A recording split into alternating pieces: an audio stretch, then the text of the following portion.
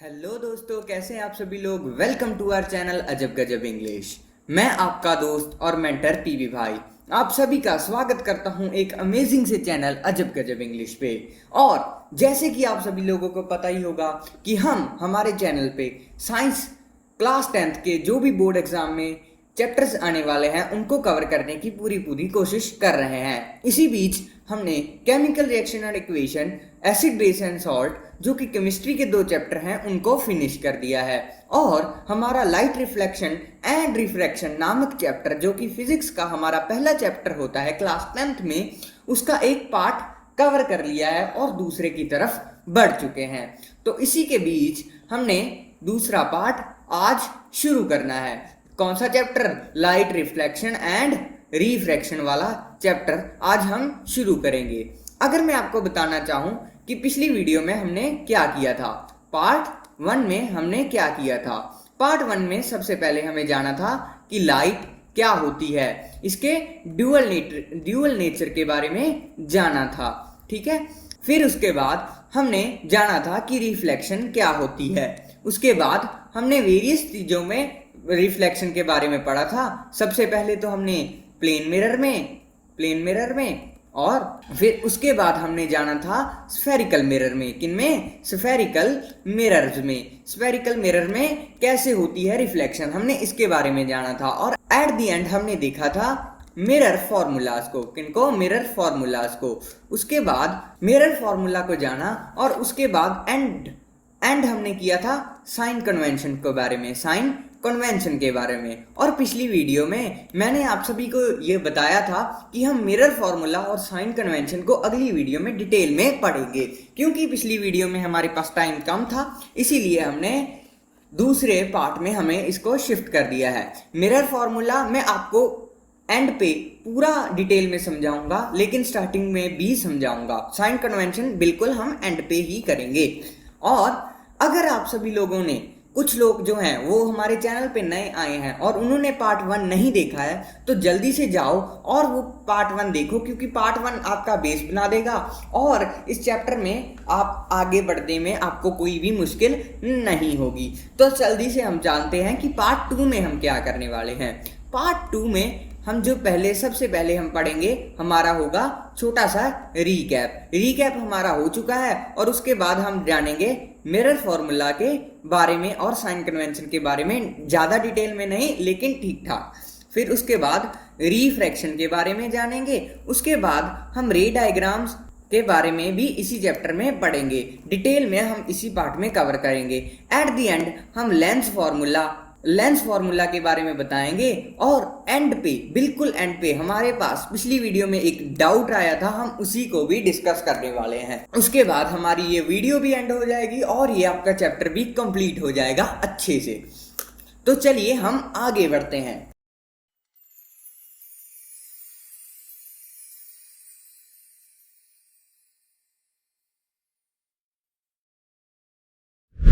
सबसे पहले, जैसे कि मैंने आपको पिछली वीडियो में बताया था, हम पढ़ेंगे मिरर फॉर्मूले के बारे में। मिरर फॉर्मूला क्या है? हमारा ये मिरर फॉर्मूला आप सभी लोगों को याद ही करना होगा। इसका लॉजिक आपको जानने की अभी जरूरत तो नहीं है, लेकिन देखिए आपको फिर भी ये इसको जानना तो होगा, ठीक है। हर एक चीज हमें ऐसे नहीं करनी होती जो कि जब तक हमें लॉजिक नहीं मिलेगा तब तक हम कुछ भी नहीं करेंगे, ऐसा नहीं होता। हमें लॉजिक के बिना भी कुछ चीजें याद करनी होती है, क्योंकि ये वेल प्रूव्ड चीजें हैं। हमारा जो मिरर फॉर्मूला है वो है 1/f is equal to 1/v plus 1/u। इसमें क्या होता है कि जो 1/f है उसमें f क्या है? f डिस्टेंस है फोकस और पोल के बीच में। जो हमारा स्फेरिकल मिरर्स के बीच में जो पोल और फोकस होता है उसके बीच के डिस्टेंस को हम कहते हैं f, या फिर हम इसके कह सकते हैं फोकल लेंथ, ठीक है। उसके बाद हमारी अगली टर्म है वो है v क्या होती है? Distance of image from pole. हमारी जो इमेज बनने वाली है, जो हमारी इमेज बनेगी, उसका डिस्टेंस पोल से कितना होगा, उसी को हम कहेंगे v। और उसके बाद हमारे पास है अगली टर्म जो है कि u जो होता है, u मतलब distance of object from pole. Pole और ऑब्जेक्ट के बीच में जो हम ऑब्जेक्ट प्लेस करेंगे, जिसकी कि हमें इमेज चाहिए, उस ऑब्जेक्ट का डिस्टेंस पोल से जो जितना भी होगा उसे हम u लेट करेंगे। और उसी के बाद हमारा जो अगला है वो है r इसमें नहीं दिया गया है तो हमें अभी तो डिस्कस करने की जरूरत नहीं है, लेकिन मैं आपको बता देता हूं क्योंकि कई क्वेश्चन में हमें r दिया जाता है, f नहीं दी जाती है। वो r क्या होता है? r होता है centre of curvature and pole के बीच का डिस्टेंस, उसे हम कहते हैं r, जिसको हम रेडियस ऑफ कर्वेचर भी कह देते हैं। और अगर आपको किसी भी न्यूमेरिकल में r की वैल्यू दी हो, f की वैल्यू ना दी हो, तो हमारे पास है ये एक सिंपल सा रिलेशन। जैसे कि मैंने आपको पिछली वीडियो में बताया था कि रेडियस ऑफ कर्वेचर का हाफ करके जो लेंथ आती है उसे हम कहते हैं फोकल लेंथ। और अगर हमें f ना दी हो तो हम इस रिलेशन से जो है f is equal to r divided by 2, हम इसे कह सकते हैं। इससे हम क्या f फाइंड करके हम न्यूमेरिकल्स में यूज कर सकते हैं। तो अगला जो हमारा टॉपिक है वो है मैग्निफिकेशन। मैग्निफिकेशन यानी कि ये हमें वो चीज़ होती है जो हमें बताएगी कि हाइट ऑफ इमेज बड़ी होगी या फिर छोटी होगी।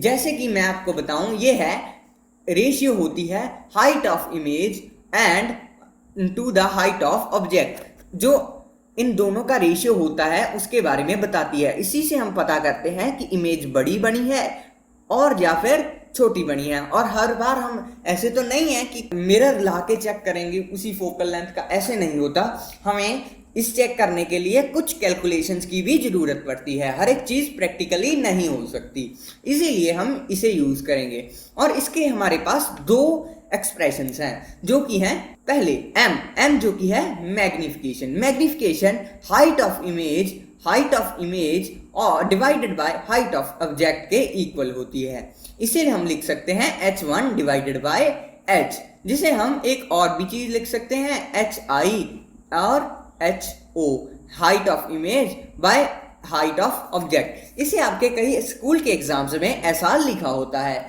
और हमारा जो दूसरा एक्सप्रेशन है वो है m is equal to -v। Distance जो होगा इमेज और पोल के बीच में, उसके आगे हम माइनस लगा देंगे, और u यानी कि distance of object from pole, उसके आगे वो हमारे डिवाइड करके हमारे पास मैग्निफिकेशन आ जाएगी। उसी के बाद हमने कुछ आपको टूल्स बताए थे। टूल्स कुछ इस प्रकार थे कि अगर मैग्निफिकेशन 1 से बड़ा होगा तो इमेज क्या आएगी? मैग्नीफाइड, यानी कि इमेज हमें बड़ी मिलेगी। और अगर m 1 के इक्वल होगा तो इमेज का साइज सेम होगा एज ऑब्जेक्ट, जब जो ऑब्जेक्ट का साइज होगा उसी के साथ हमें सेम साइज देखने को मिलेगा इमेज का। उसी के साथ हमारे पास है m अगर 1 से भी छोटी होगी तो इसका मतलब है इमेज हमारी स्मॉल या फिर डिमिनिश्ड। इस वर्ड को हम यूज कर सकते हैं। अब हमारे पास है कुछ साइन कन्वेंशंस, जैसे कि हमारे पास ऑब्जेक्ट की हाइट जो होगी, ऑब्जेक्ट की हाइट हमेशा पॉजिटिव होगी क्योंकि हम ऑब्जेक्ट को हमेशा सीधा रखेंगे। फिर इमेज की हाइट हमारे पास जो होगी वो देख लीजिए आप, अगर रियल इमेज होगी तो इमेज की साइज नेगेटिव होगी, और अगर वर्चुअल होगी तो उसकी साइज पॉजिटिव होगी। ठीक है, उसी के साथ ये चीज़ें मैं आपको डिटेल में क्लास के एंड में बताऊंगा। उसी के बाद हमारे पास है object distance from pole. Object distance जो हमारा होगा हमेशा ही नेगेटिव होगा, हर एक लेंस में, हर एक मिरर में ये हमेशा ही नेगेटिव होगा। अभी हमारे पास है इमेज डिस्टेंस फ्रॉम पोल, यानी कि हमारी इमेज का डिस्टेंस। अगर तो हमारी इमेज रियल होगी तो वो हमेशा नेगेटिव होगा, अगर हमारी इमेज रियल होगी वो मिरर के केस में नेगेटिव होगा। अगर हमारी इमेज वर्चुअल बन रही है उस केस में हमारा इमेज v यानी कि इमेज डिस्टेंस हमारा ऑलवेज पॉजिटिव होगा। और फोकल लेंथ के बारे में बात करें तो ये दोनों मिरर्स में वेरी करती है। कॉनकेव मिरर में हमेशा फोकल लेंथ नेगेटिव होती है और वहीं कॉन्वेक्स मिरर में हमेशा फोकल लेंथ पॉजिटिव मानी जाती है। तो ये हमारा टॉपिक एक तरह से हमारा क्लियर हो चुका है। अगर किसी का डाउट है तो ये रिपीट करके देखें, क्योंकि मैंने इसे बहुत ही अच्छे से एक्सप्लेन कर दिया है। अगर नहीं तो हम एंड में भी इन साइन कन्वेंशन को अच्छे से पढ़ेंगे। तो अब हमारा अगला टॉपिक की तरफ बढ़ते हैं। हमारा अगला टॉपिक जो है वो है रिफ्रैक्शन ऑफ लाइट। रिफ्रैक्शन क्या होता है? रिफ्रैक्शन वो होती है व्हेन ट्रांसपेरेंट मीडियम से, जब किसी ट्रांसपेरेंट मीडियम से एक लाइट की बीम ट्रेवल करती हुई थोड़ा सा बेंड हो जाती है। जब एक मीडियम से अनदर मीडियम में जाती है तो थोड़ा सा बेंड कर जाती है, तो उसे हम कहते हैं refraction of light. Refraction of light क्यों होती है? ये रिफ्रैक्शन ऑफ लाइट तब होती है जब एक लाइट बेंड कर जाती है एक मीडियम से दूसरे मीडियम में जाते वक्त। जैसे कि अगर मैं आपको एग्जांपल दूं, अगर हमारे पास एयर है और जब लाइट एयर से ट्रेवल करती करती हुई सामने एक ग्लास आ जाएगा, सामने एक अगर ग्लास आ जाएगा, जब ग्लास से हिट करेगी तो वो थोड़ी सी बेंड हो जाएगी, बहुत ही कम होगी, कई बार तो आपको पता भी नहीं लगेगा और कई बार आपको साफ साफ पता चल जाएगा। इसकी एक एग्जांपल होती है जब आप एक ग्लास जो कि वाटर से बड़ा हुआ है उसमें अगर आप चम्मच फेंक दोगे, चम्मच डाल दोगे, तो आपको लगेगा कि वो चम्मच टूटा हुआ है या फिर ब्रोकन है। तो ये चीज जो ये हमें देखने को मिलता है, ये कोई जादू नहीं है, ये साइंस की मदद से रिफ्रैक्शन के कारण हो रहा है। तो चलिए हम आगे बढ़ते हैं हमारे अगले कॉन्सेप्ट पे। तो सबसे पहले मैं आपको अगर चीज बताऊं कि जो रिफ्रैक्शन क्यों होती है।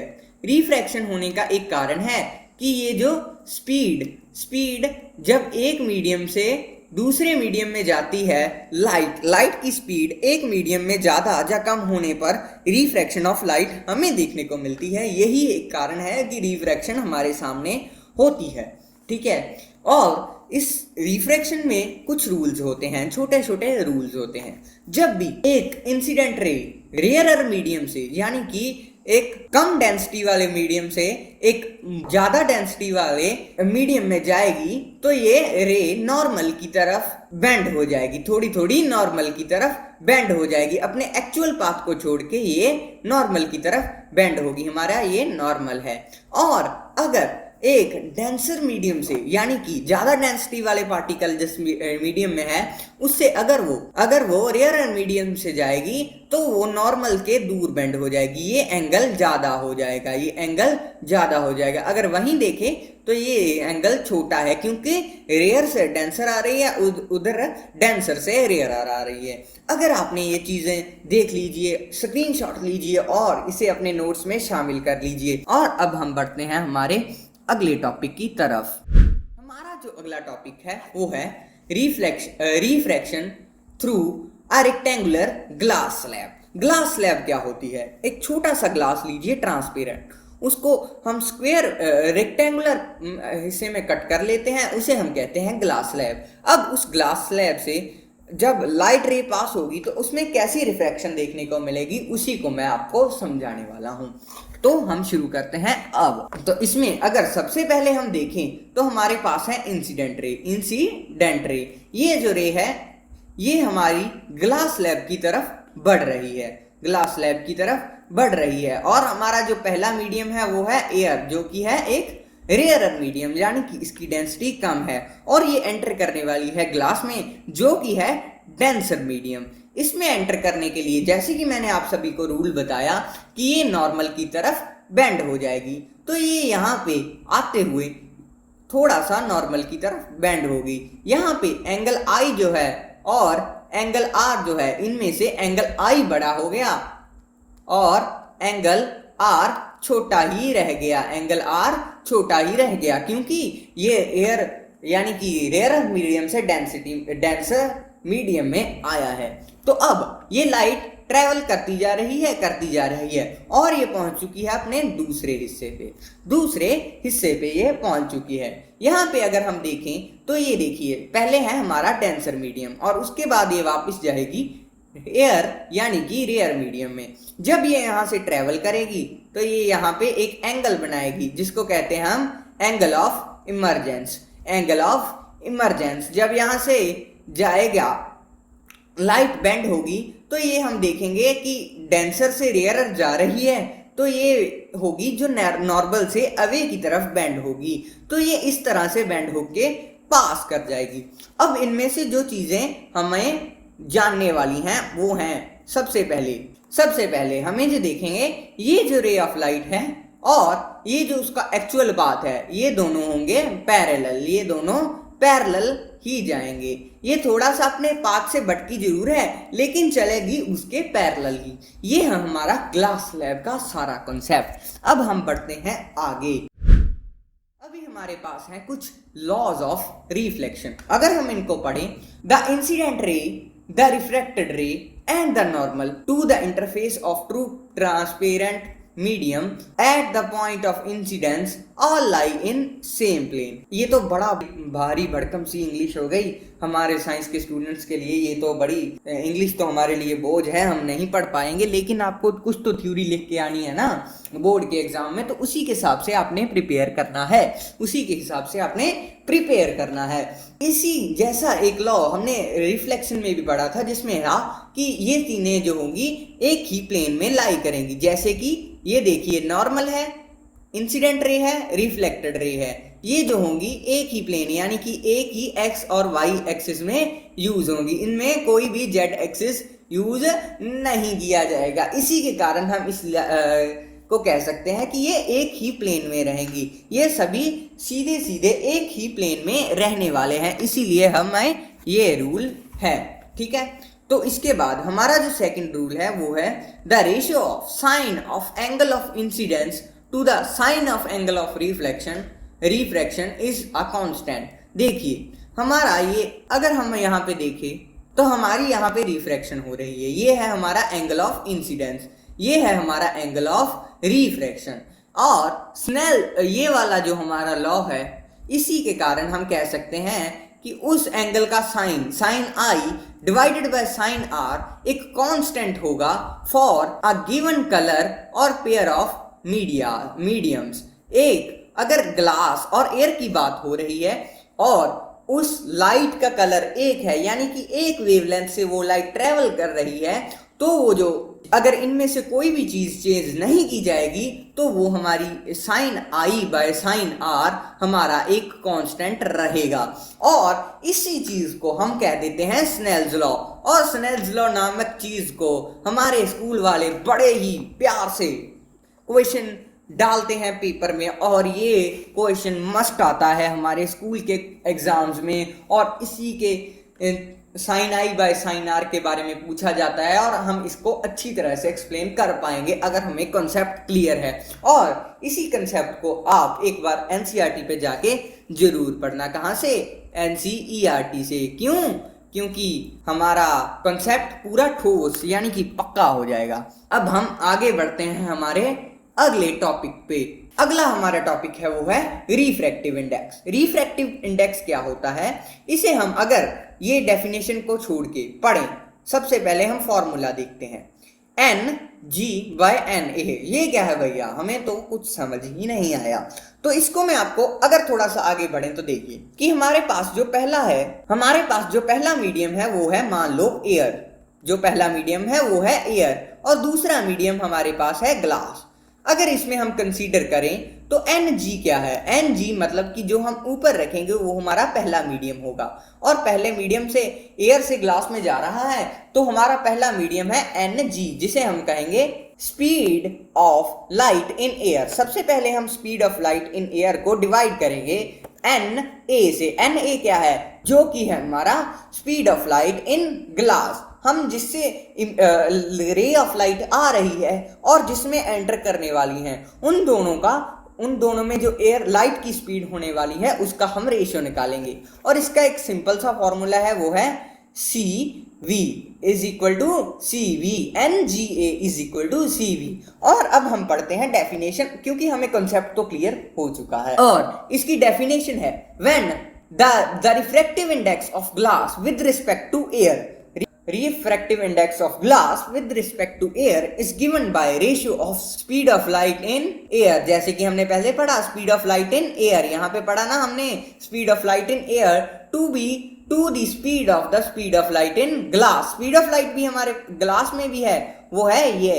और अगर मैं आपको बताना चाहूँ एक एडिशनल बात कि speed of light क्या होती है, speed of light speed of light जो होती है, जिसको हम न्यूमेरिकल्स में कंसीडर करते हैं, वो है 3 × 10⁸ मीटर पर सेकेंड।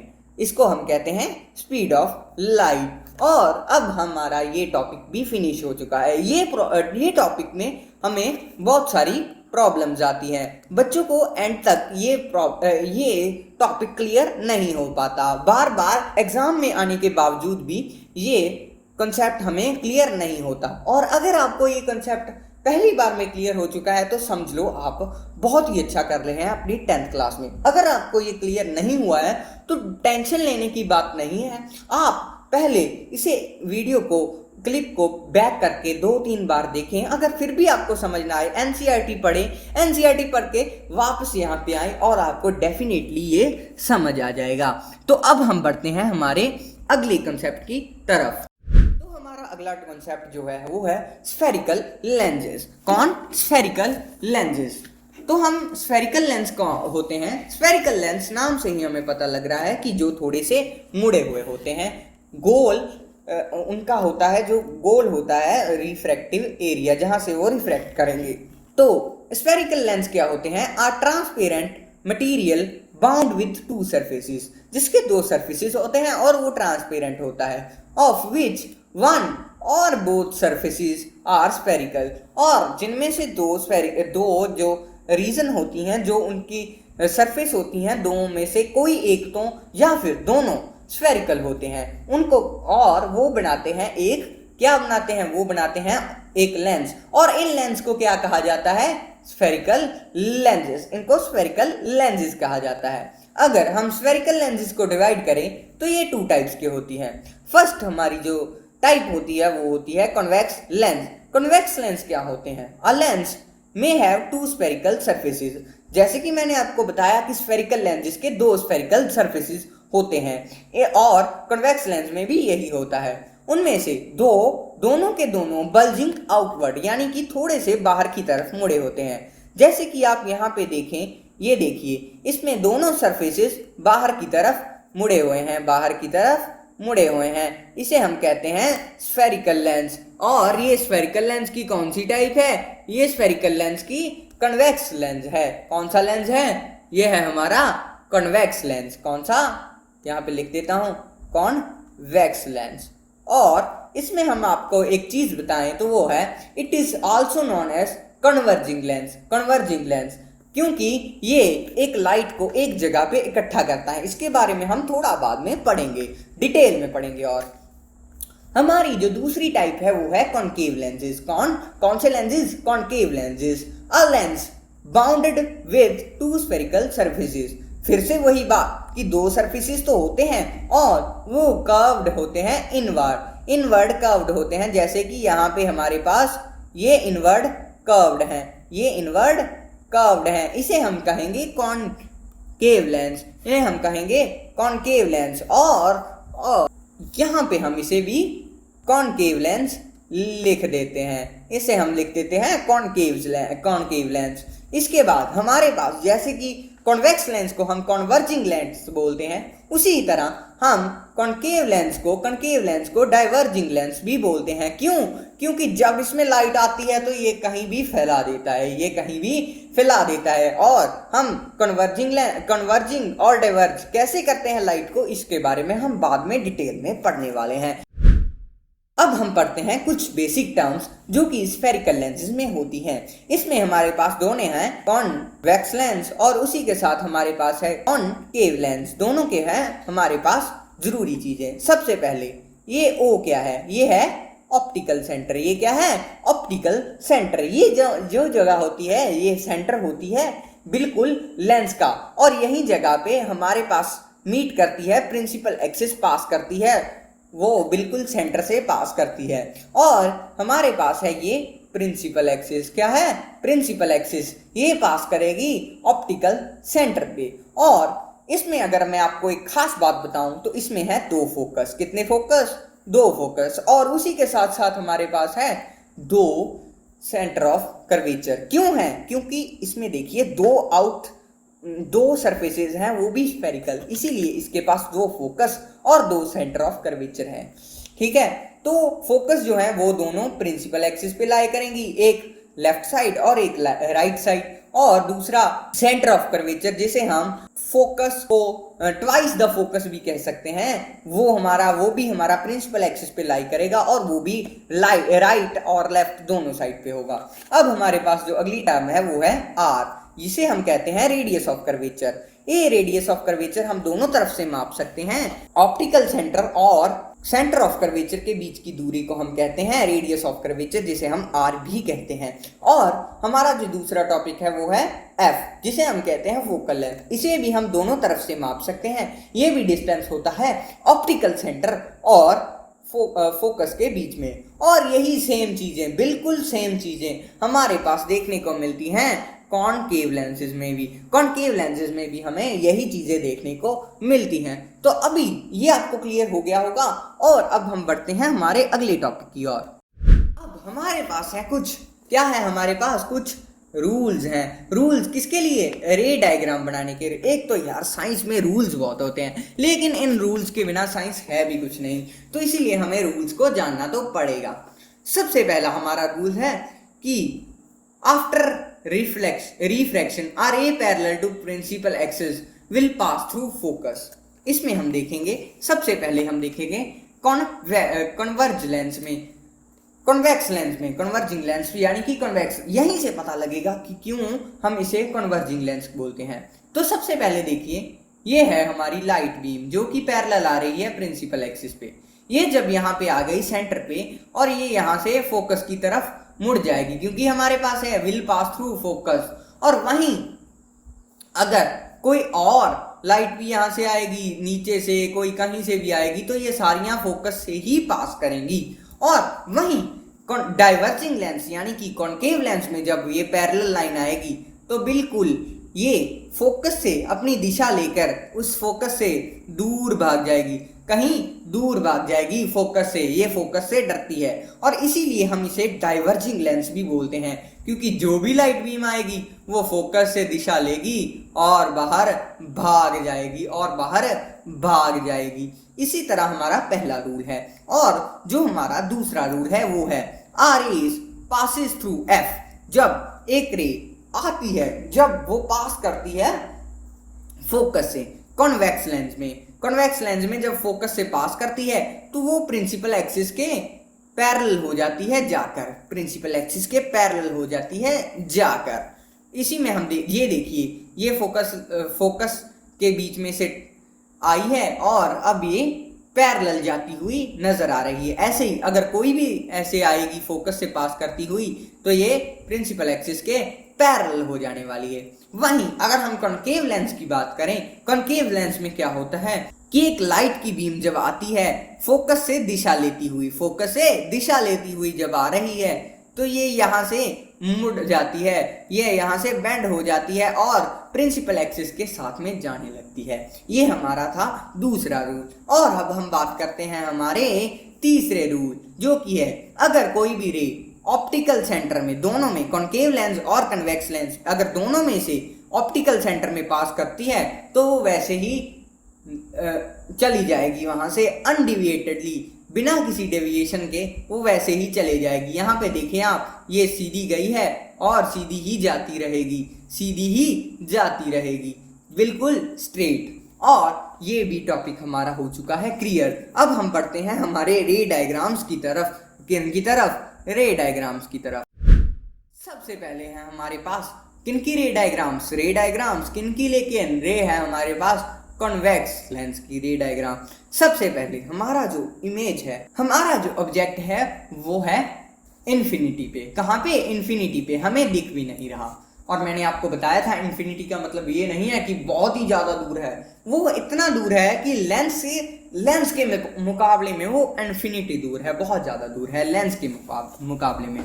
कन्वेक्स लेंस में जैसे कि मैंने आपको बताया पहले रूल में कि वो लाइट आएगी स्ट्रेट पैरेलल, सभी लाइट्स आएंगी और एक जगह पे इकट्ठी हो जाएंगी, वो होगा फोकस पे इमेज बनेगी। इमेज जो होगी वो होगी रियल, इन्वर्टेड होगी और स्मॉल होगी। ठीक है, स्मॉल भी नहीं, पॉइंट साइज्ड होगी। कितने साइज होगी? पॉइंट साइज्ड होगी। ये है हमारा पहला केस। और हमारा दूसरा केस जो है वो अगर C1 यानी कि सेंटर ऑफ कर्वेचर के थोड़ा सा पीछे हमारा ऑब्जेक्ट होगा तो वो कैसी इमेज बनेगी। तो हमारा ऑब्जेक्ट पहली जो रे हमें भेजेगा वो भेजेगा कॉन्वेक्स लेंस के तरफ, वो भी पैरेलल होगी प्रिंसिपल एक्सिस के, वो फेंकेगा ऐसे और वो फोकस से पास कर जाएगी। और दूसरी जो हमारी लाइट आएगी वो है ऑप्टिकल सेंटर में से बीत जाएगी बिना किसी डेविएशन के, इसको कोई भी नहीं रोक सकता। और ये यहाँ पे मैट करेगी और ये इमेज बन जाएगी। ये भी इमेज स्मॉल होने के साथ साथ रियल होगी तो क्या होगा, इसके साथ होगा इन्वर्टेड होगा। ये है हमारी इमेज की प्रॉपर्टीज। और अब हम बात करते हैं हमारे तीसरे केस की तरफ। अगर हमारा ऑब्जेक्ट प्लेस किया होगा सेंटर ऑफ कर्वेचर पे, वहाँ पे अगर ऑब्जेक्ट प्लेस किया होगा तो वो भी पहली जो लाइन होगा वो पहली जो लाइट होगी वो लाइट की रे को वो फेंकेगा, वो होगा पैरेलल किसके, प्रिंसिपल एक्सिस के, और वो पास कर जाएगी फोकस से एज शोन इन डायग्राम। दूसरा जो हमारा रे जो फेंकेगा वो पिछले वाली की तरह ऑप्टिकल सेंटर में से पास करा देगा, वो भी स्ट्रेट जिसको कोई भी नहीं रोक सकता, अनडेविएटेडली जाएगा रॉकी भाई की तरह, कोई भी डेविएशन इसको नहीं मिलेगी और ये 2F पे चली जाएगी। इसमें हमारा सबसे जो इमेज का जो हमारे पास नेचर देखने को मिलेगा वो होगा, सबसे पहले ये होगा इक्वल साइज। क्या होगा, इक्वल साइज। उसके बाद इन्वर्टेड होगा और रियल भी होगा, हमारी ये इमेज रियल भी होगी। दूसरा जो हमारा केस है उसमें आप देखें वो है अगर सेंटर ऑफ कर्वेचर और फोकस के बीच में हमारे पास ऑब्जेक्ट होगा तो वो ऑब्जेक्ट जो अपनी पहली रे मारेगा वो होगा कन्वेक्स लेंस की तरफ पैरेलल, और वो पास कर जाएगी फोकस से और वो आगे तरफ जाती जाएगी, ठीक है। और दूसरी रे एज यूजुअल वो ऑप्टिकल सेंटर से पास करा देगा और उसे कोई रोक टोक नहीं, सीधी जाएगी वो, और ये एक जगह होगी जहां पे ये मैच कर जाएगी और वहीं पे हमारी इमेज बन जाएगी। ये इमेज क्या होगी, ये होगी बिगर इमेज और उसी के साथ ये होगी रियल इमेज के साथ होगी ये इन्वर्टेड इमेज, ठीक है। इसके बाद है हमारा फिफ्थ केस में क्या होता है कि जो हमारा ऑब्जेक्ट है वो फोकस पे प्लेस कर दिया जाता है।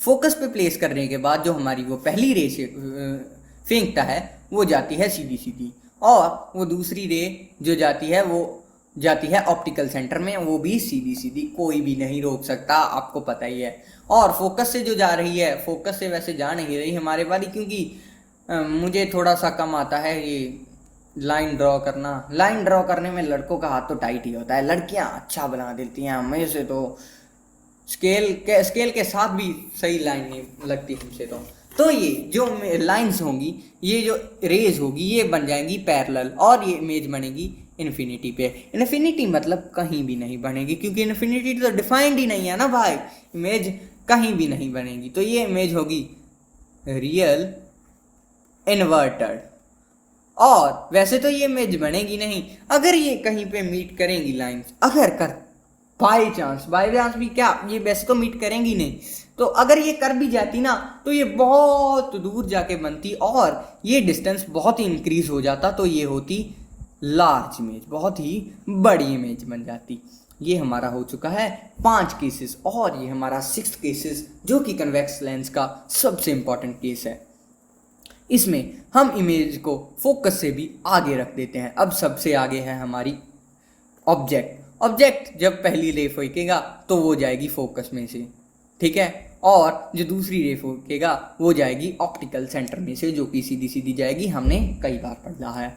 और वो दोनों को हम अगर पीछे की तरफ एक्सटेंड करेंगे तो यहाँ पे जाके ये दोनों लाइंस मीट कर जाएंगी और ये इमेज बन जाएगी। ये केस क्यों इंपॉर्टेंट है, क्योंकि ये इकलौता कॉन्वेक्स लेंस का केस है जहाँ पे वर्चुअल इमेज और उसी के साथ साथ इरेक्ट इमेज हमारे सामने देखने को मिल रही है और ये भी लार्ज इमेज होगी। क्या होगी? लार्ज इमेज होगी। ये है हमारे 6 केसेस कॉन्वेक्स लेंस के। और हम बढ़ते हैं हमारे अगले टॉपिक जो कि है कॉनकेव लेंस में। कॉनकेव लेंस में हमारे पास है सिर्फ और सिर्फ 2 केसेस। जान के खुशी हुई होगी, लेकिन वही कन्वेक्स लेंस में 6 हैं, यहाँ पे 2 हैं। वो बात तो एक ही हो गई, क्योंकि हमें करने तो 8 केसेस पड़ेंगे, करने तो सारे ही पड़ेंगे। और वहीं हमारे पास मिरर के भी 8 केसेस हैं और ये हो गए 16 केसेस। डरना नहीं, लॉजिक से हम आगे बढ़ते रहेंगे और हमारा ये होता रहेगा। तो सबसे पहले हमारे पास इसके 2 केसेस इसीलिए हैं, हमारी एनसीईआरटी में और कोई केस है ही नहीं, तो हम 2 से ज्यादा क्यों पढ़े भाई? हमें शौक थोड़ी है ऐसे बेफालतू की चीजें करने का, ठीक है। तो हमारी इमेज है पहले इन्फिनिटी पे। इन्फिनिटी पे इसने अपनी रेज फेंकी, ये फोकस से दिशा लेके दूर चली गई और यहाँ से भी फोकस से दिशा लेके दूर चली गई। अब हम इनको कर देते हैं एक्सटेंड। एक्सटेंड करने पे हमें पता लगा कि ये क्या, ये तो फोकस पे बन रही है भाई, ये फोकस पे बन रही है। ये इमेज क्या होगी? ये देखिए लाइंस रियल में मीट नहीं कर रही हैं, इनको खींचना पड़ रहा है, इसीलिए ये इमेज होगी वर्चुअल इमेज। क्या होगी? Virtual image. उसी के साथ हमारे पास होगी ये इरेक्ट इमेज और साथ ही साथ फोकस पे बन रही है एक पॉइंट पे, पॉइंट साइज्ड भी ये इमेज होगी। और हमारे पास है पहला केस तो हो चुका है, दूसरे केस की तरफ हम बढ़ते हैं। दूसरा केस जो है वो है अगर सेंटर ऑफ कर्वेचर और फोकस के बीच में हमारे पास हो एक ऑब्जेक्ट, तो वो ऑब्जेक्ट अपनी पहली लाइन जो है वो फेंकेगा। किधर को फेंकेगा? बस फेंकेगा, वो फेंकेगा सबसे पहली लाइट जो हम वो फेंकेगा रे, वो जाएगी सीधी सीधी सीधी parallel to principal axis. Focus से दिशा लेगा और दूर भाग जाएगा। दूसरी लाइट की रे जो फेंकेगा वो जाएगी ऑप्टिकल सेंटर से, अनडिविएटेडली बेफिक्र होके जाएगी। और हम क्या करेंगे कि ये फोकस वाली लाइन को एक्सटेंड कर लेंगे और यहाँ पे जाके हमारे पास मीट हो जाएगा।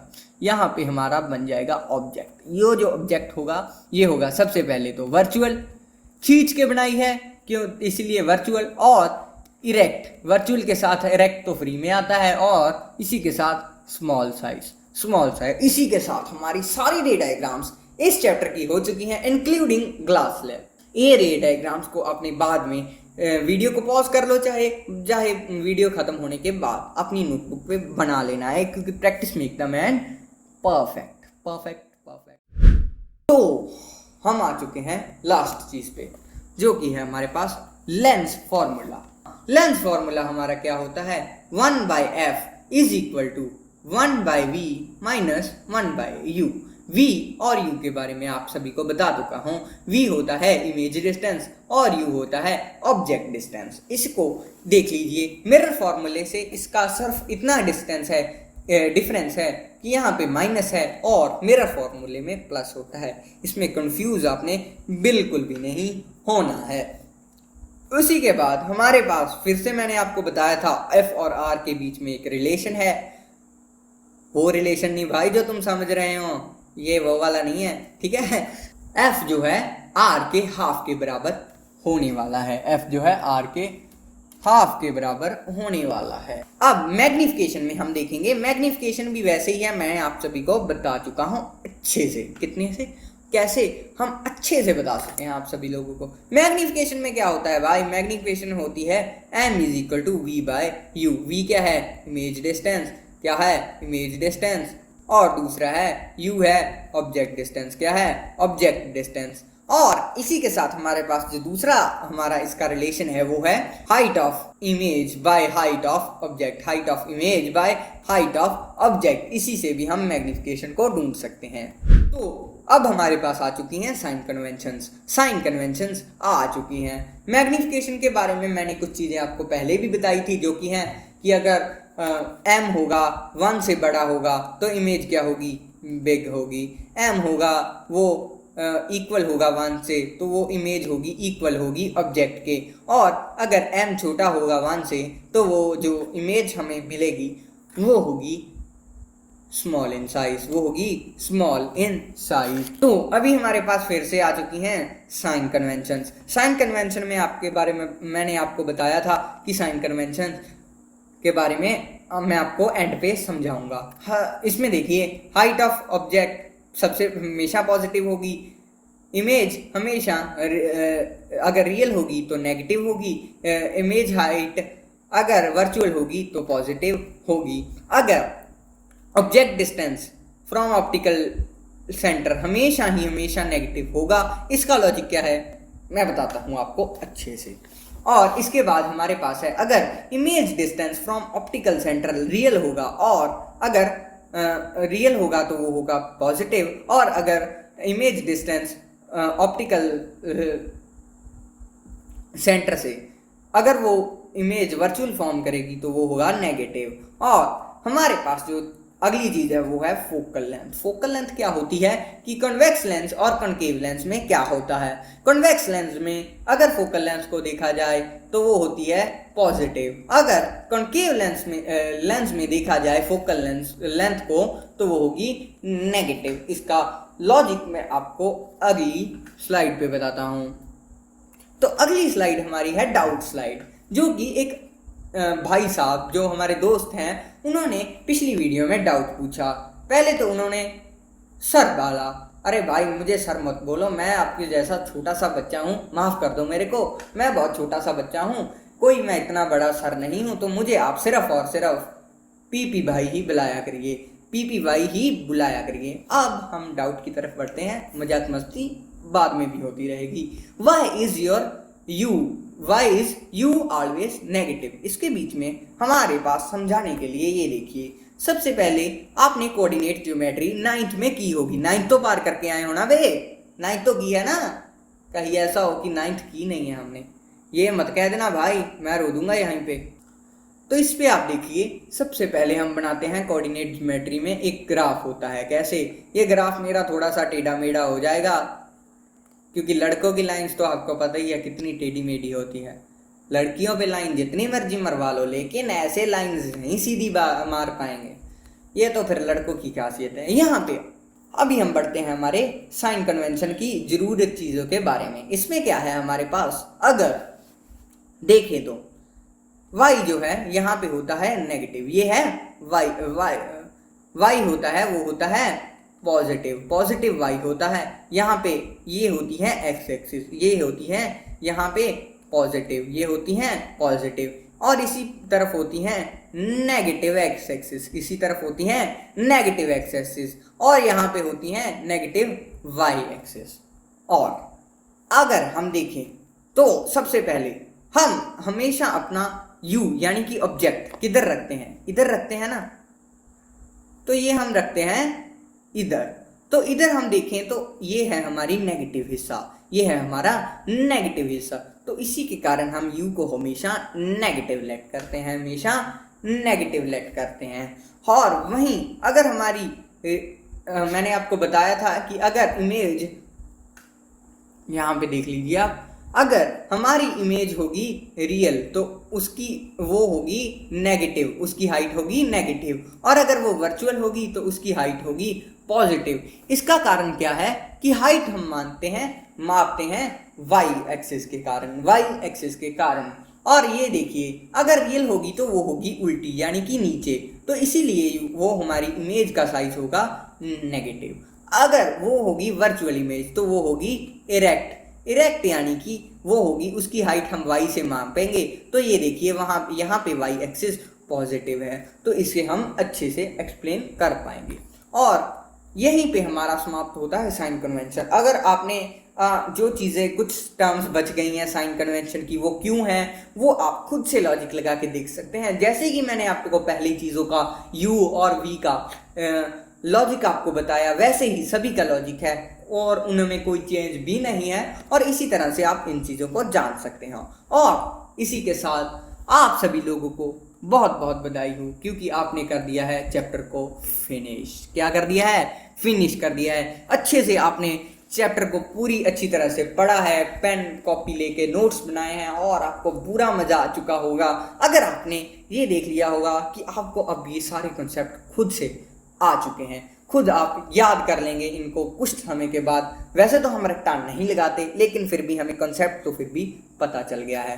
तो इसी के साथ हमारी है थैंक्स फॉर वॉचिंग। अगर आपने इस चैनल को पहली बार आए हैं तो सब्सक्राइब कीजिए, क्योंकि ये टाइम आपका बिल्कुल भी वेस्ट नहीं हुआ है। सब्सक्राइब कीजिए, हमारी इस वीडियो को लाइक कीजिए, क्योंकि इसने भी टाइम वेस्ट नहीं किया है, और अपने निकम्मे दोस्तों के साथ शेयर करिए। और इसी के साथ हम आप सभी से लेना चाहते हैं विदा। मिलते हैं आप सभी को किसी और नए वीडियो में, किसी और नए चैप्टर के साथ। तब तक के लिए बाय बाय।